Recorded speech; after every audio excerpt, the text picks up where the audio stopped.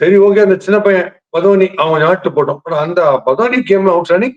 சமத் and AYUSH Badoni ஆடின போது அவங்க அடிச்சிடுவாங்கன்னு நான் பயந்தேன். ஏன்னா 2 பேரும் அவ்வளவு பிரமாதம் பண்றாங்க. சகல உள்ள வராரு, 2 சிக்ஸ் காட்டுறாரு, லாங் ஆன்ல ஸ்ட்ரெயிட்ல 2 சிக்ஸ் காமிக்கிறாரு சமத். 2 பேரும் டாப் கிளாஸ் ஆடினாங்க. அதனால அதான் அப்படிதான் இருக்கணும். டிஃபிகல்ட் இப்ப லாஸ்ட் 2 ஓவர்ஸ் 45 50 டு வின்னா கூட அந்த ஸ்ட்ரோக்கு போறாங்க பாருங்க, அதுதான் கிரேட்.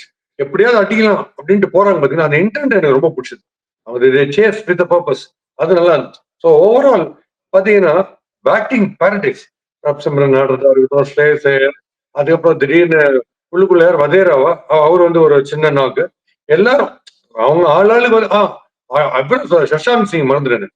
அவர் என்ன இம்ப்ரோவைசிங் கீக்கோ. நான் இம்ப்ரோவைசிங்கே பண்ணாதான் இந்த டீமுக்கு சொல்லும் போது அந்த மாதிரி நார்மலாவே ரீட் ஆட மாட்டாங்க. இப்படி போய் டவுன் தி ஆஃப் சைட் போய் லெக்ல தூக்கி அடிக்கிறது ஒண்ணு. But down the off side போகும்போது ஒருவேளை வைட் அவுட் ஆப்ஷன் போட்டாங்கன்னா இந்த பக்கம் இப்படி தட்டி தேர்ட் மேன் சிக்ஸ் வச்சிடறாங்க.